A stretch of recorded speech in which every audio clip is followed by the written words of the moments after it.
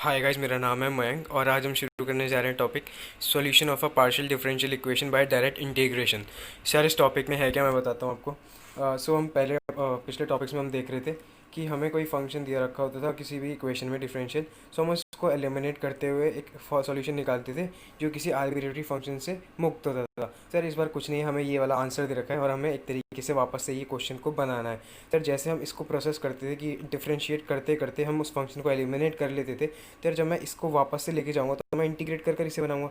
Sir, इसमें भी हमें वही काम करना है, इसको इंटीग्रेट करते करते हमें वापस से ऐसा कुछ बनाना है। सर, चलते हैं अब इसकी तरफ। सर, मैं देख सकता हूँ इस इक्वेशन में मुझे 3 बार इस z का डिफरेंशिएट होता हुआ दिखाई दे रहा है, 2 बार x के रिस्पेक्ट में और 1 बार y के रिस्पेक्ट में। सर, सबसे पहले मैं कर लेता हूँ इंटीग्रेट। तो मतलब इसका मतलब ये है कि ये 2 बार x के रिस्पेक्ट में इंटीग्रेट होगा और 1 बार y के रिस्पेक्ट में इंटीग्रेट होगा, ताकि मैं इसका z प्योर फॉर्म में निकाल सकूँ। सर, सबसे पहले मैं इसमें लिखता हूँ कि मैं आप किसी भी के साथ कर सकते हैं, या तो x के साथ या y के साथ। तो मैं पहले x के साथ कर देता हूँ। सो गाइस, मैंने लिख दिया integrating with respect to x. तो यार ये हो गया सबसे पहले मेरे पास एक डेल स्क्वायर जेड अपॉन में डेल एक्स डेल वाई। फिर मैंने integrate with respect to x किया तो एक एक्स यहाँ से कम हो गया और एक ऊपर पावर कम हो गई, तो del square z upon del x del y. Plus जैसा कि मैंने इंटीग्रेट किया है, फिर ऊपर देखा जाए तो वाई स्क्वायर तो कॉन्स्टेंट है, ये एज इट इज़ रहेगा और 18 भी एज इट इज़ रहेगा। एक्स का इंटीग्रेट हो गया एक्स स्क्वायर अपॉन 2 प्लस। तो देखो, साइन का जो इंटीग्रेशन होता है वो होता है माइनस कॉस, तो मैं इधर लिखूँगा minus cos of 2x minus Y. So यार इधर x की जो पावर है वो है, x के साथ जो कांस्टेंट है वो है 2, तो मैं इसको 2 से डिवाइड कर देता हूँ इज इक्वल्स टू। सर, ध्यान देने वाली बात यही है कि यहाँ पर जो है वो हम इंटीग्रेट जब करते हैं तो एक कांस्टेंट ऐड करते हैं। सर, जैसा कि हम इसको फंक्शंस के साथ डील करते हैं इस वाले चैप्टर में, तो हम इधर एक आर्बिट्रेटरी फंक्शन को ऐड करेंगे जो कांस्टेंट होगा।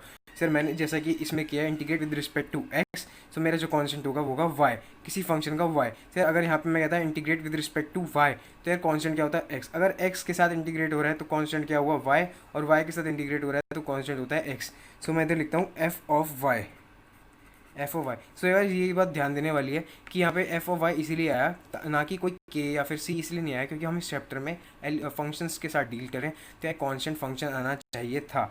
सो इसीलिए क्या हुआ, मैंने जब एक्स के साथ इंटीग्रेट किया तो कांस्टेंट क्या होता है वाई, और जब मैं वाई के साथ इंटीग्रेट करूँ तो कांस्टेंट क्या हुआ एक्स। सो वही बात है, अगर मैं वाई के साथ कर रहा होता तो मैं लिखता है एफ ऑफ एक्स, या फिर कुछ भी लिख सकते हो आप फंक्शन में, ओमेगा ऑफ एक्स या फिर जी ऑफ एक्स। सो गाइस, अब मैं सेकंड स्टेप लिखता हूँ। अब मैं इसको देख रहा हूँ ये यहाँ पे हो गया, तो मैं सेकंड में लिखता हूँ कि integrating with respect to x. वापस से एक्स के रिस्पेक्ट में करते हैं ताकि ये वाला भी बात हट जाए। सो मैंने इसको लिखा डेल डेल जेड, ये वाला तो ऊपर स्क्वायर हट गया और नीचे आया डेल वाई प्लस। यार एक्स के रिस्पेक्ट में है तो यहाँ पे 18 डिवाइड बाई 2 पहले से था ही, एक्स क्यूब हो गया इस बार, एक्स क्यूब डिवाइड बाई 3, और ये हो गया Y square as it is constant. So जो कॉस का जो इंटीग्रेशन होता है वो होता है साइन, तो ये माइनस का साइन ऑलरेडी था ही, तो मैंने इसको लिखा sine of 2x minus y divide by, यार एक 2 था ही ऑलरेडी और एक 2 इस वाले का कांस्टेंट आ गया वापस से, is equals to. So guys, इस समय मैंने x के साथ इसको वो करा है इंटीग्रेट, तो यहाँ पे एक कांस्टेंट और आ जाएगा। तो यार जैसे कि मैं देख सकता हूँ एफ ऑफ वाई ये कांस्टेंट है, तो इसका इंटीग्रेशन क्या हुआ x f of Y plus कोई एक नया कांस्टेंट विद रिस्पेक्ट टू जो कि कांस्टेंट होगा y की टर्म्स में, वो हो गया जी ऑफ वाई। सो गाइज, ये वाला स्टेप आप एक बार ध्यान से देख लीजिए। ये हुआ क्या, जैसे कोई मेरे पास फंक्शन होता है, मतलब जैसे कोई क्वेश्चन है 2, इसका मैं इंटीग्रेट करता हूँ विद रिस्पेक्ट टू एक्स, से क्या हो जाता है 2x। सर, इस बार ये था कोई फंक्शन था y, यार ये कांस्टेंट है, तो मैंने इसका एक्स के साथ इंटीग्रेशन किया तो क्या हुआ x f of Y plus में कोई कांस्टेंट हमें ऐड करना था। जैसा कि मैंने बताया इस चैप्टर में हम फंक्शंस के साथ डील कर रहे हैं, तो कोई फंक्शन ऐड होगा, ये रिस्पेक्ट किसके रिस्पेक्ट में इंटीग्रेट हुआ एक्स के रिस्पेक्ट, तो कांस्टेंट क्या हुआ वाई, तो मैंने लिख दिया जी ऑफ वाई, या फिर आप कुछ भी लिख सकते ओमेगा ऑफ वाई, के ऑफ वाई, कुछ भी लिख सकते हैं, मैंने लिख दिया जी ऑफ वाई। ठीक है, तो यार इस बार अब मुझे बस y को एलिमिनेट और करना है, तो मेरा क्वेश्चन खत्म हो जाएगा। इंटीग्रेटिंग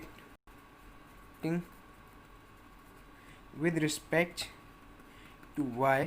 सो यार ये वाला पार्ट जो मेरे पास वो हो गया z प्योर प्लस। सो इधर मैं देखता हूँ यार ये 2 से कटा तो मतलब 9, 9 3 से गया तो ये आएगा 3 ऑलरेडी।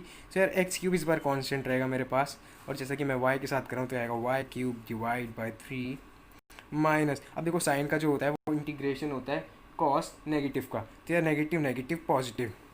सो हो गया cos of 2x minus y divide by 4। But देखा जाए तो इस बार y के सेट में मैंने इंटीग्रेट किया, तो यार इस बार माइनस इसका कॉफिशिएंट जो है वो कांस्टेंट जो है वो माइनस है, तो मैं इसको लिखूँगा माइनस से मल्टीप्लाई हो गया नीचे वाला टर्म।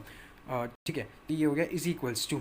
सो यार दिस टाइम अब मेरे पास ये वाला पार्ट है, तो मैं इसको लिखता हूँ ये y के रिस्पेक्ट में, तो मैं लिखूँगा x integrate f of y plus integrate g of y plus, यार इस बार कोई और कॉन्स्टेंट हो गया ओमेगा ऑफ x।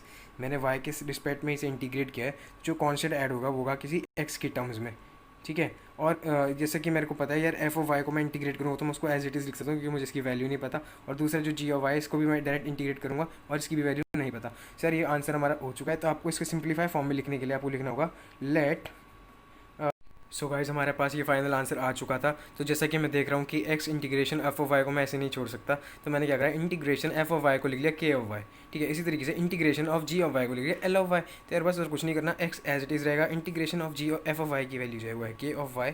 आप कुछ भी लेट कर सकते हैं, ये हो गया K of Y plus integration of ji of Y की वैल्यू है एल ऑफ वाई और omega X as it is. So यार ये है आपका इनडायरेक्ट इंटीग्रेशन मैथड।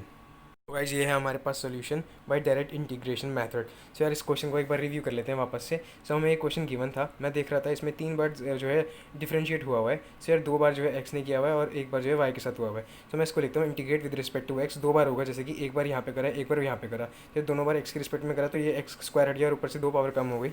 और एक बार मैंने वाई के रिस्पेक्ट में करा तो नीचे से वाई भी हट गया, तो ये प्योर जेड बच गया मेरे पास। और जो इंटीग्रेशन होकर आया, तो इसमें देखने वाली बात ये थी, हम इस बार आर्बिट्रेरी फंक्शंस के साथ डील कर रहे हैं, तो जो ऐड होगा वो होगा कांस्टेंट की बजाय फंक्शंस ऐड होंगे।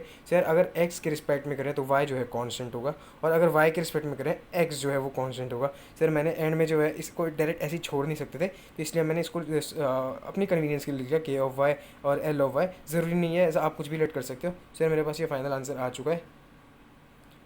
गाइज़ आई होप आपको सब कुछ समझ में आ गया हो। अगर आपका फिर भी कोई डाउट हो तो आप मुझे उसे कमेंट सेक्शन में पूछ सकते हैं। अगर आप इस चैनल के सब्सक्राइबर नहीं हैं तो आप इसे सब्सक्राइब कर लीजिए। अगली वीडियो में हम बात करेंगे Lagrange's linear partial differential equation. So मिलते हैं अगली वीडियो में।